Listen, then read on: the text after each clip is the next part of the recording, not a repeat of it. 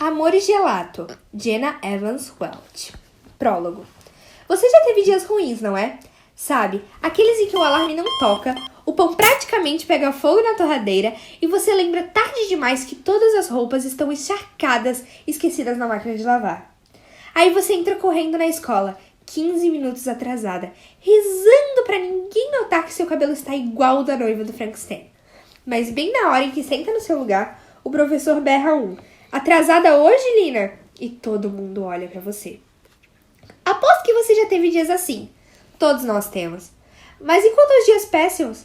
Aqueles tão tensos e horríveis que trituram as coisas que você gosta só pelo prazer de cuspi-las na sua cara? O dia em que minha mãe me contou sobre Howard se encaixa perfeitamente na categoria de péssimos. Mas, na época, isso era a menor das minhas preocupações. Eu tinha começado o segundo ano do ensino médio 2 semanas antes e estava voltando com a minha mãe de uma consulta médica dela. O silêncio reinava dentro do carro, exceto pelo comercial de rádio com as vozes de 2 imitadores do Arnold Schwarzenegger. E, embora fosse um dia quente, minhas pernas estavam arrepiadas. Naquela manhã, eu havia chegado em segundo lugar na minha primeira maratona estudantil e não conseguia acreditar em como aquilo se tornara insignificante. Minha mãe desligou o rádio. "Como está se sentindo, Lina?" Sua voz estava calma, mas quando olhei para ela, comecei a chorar de novo. Ela estava muito pálida e magra. Como eu não tinha notado que ela emagrecera tanto? "Não sei", respondi tentando manter a voz calma. "Acho que estou em choque." Ela assentiu, parando no sinal. O sol fazia de tudo para nos ofuscar, e eu olhei diretamente para ele, mesmo com os olhos ardendo. Esse é o dia em que tudo vai mudar, pensei. De agora em diante, haverá o antes e o depois de hoje. Minha mãe pigarreou e se emperdigou como se algo importante tivesse a dizer. "Lina, já contei sobre a vez que me desafiaram a nadar num chafariz?" Eu me virei para ela. "O quê?" "Lembra que contei que passei 1 ano estudando em Florença? Eu tinha saído para tirar fotos com o pessoal da minha turma. E o dia estava tão quente que achei que fosse derreter. Um amigo meu, Howard, me desafiou a entrar no chafariz. Não se esqueçam de que tínhamos acabado de receber a pior notícia do mundo. A pior. Eu assustei um grupo de turistas alemães. Eles estavam posando para uma foto e quando saí da água, um deles perdeu o equilíbrio e quase caiu no chafariz comigo. Eles ficaram furiosos. Então Howard gritou que eu estava me afogando e pulou na minha direção. Ela olhou para mim e deu um sorrisinho. Mãe, é engraçado e tal, mas por que você está me contando isso agora?"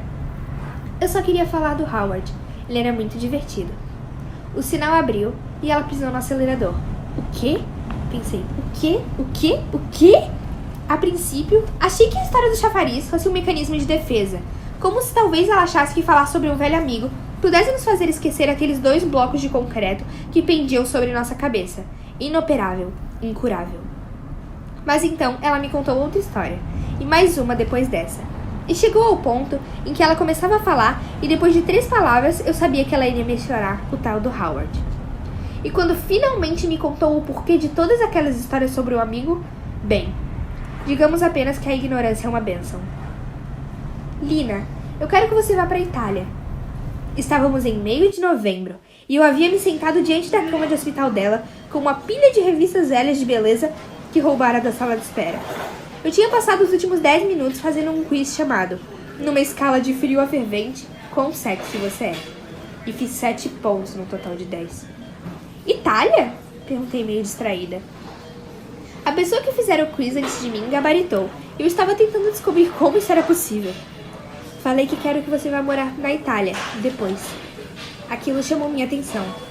Para começar, eu não acreditava no depois.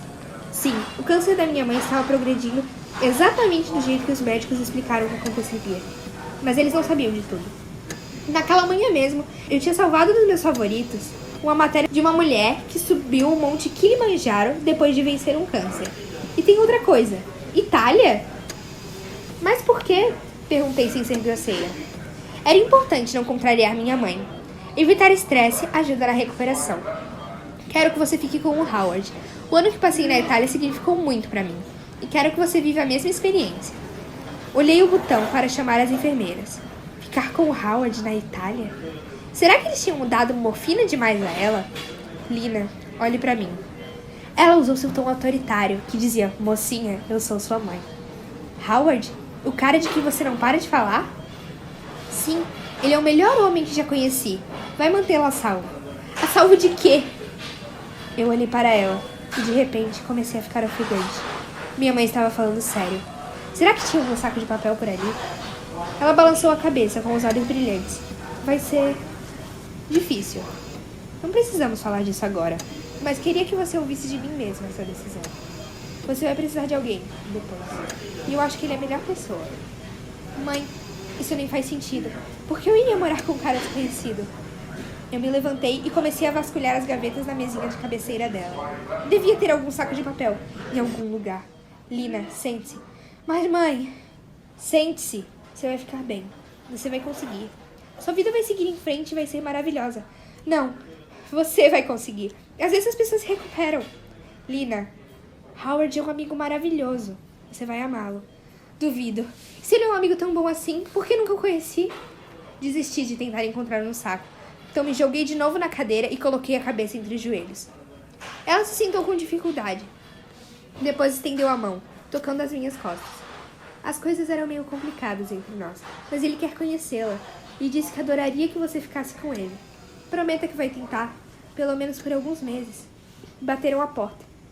Nós duas erguemos o rosto e vimos uma enfermeira com o uniforme azul bebê.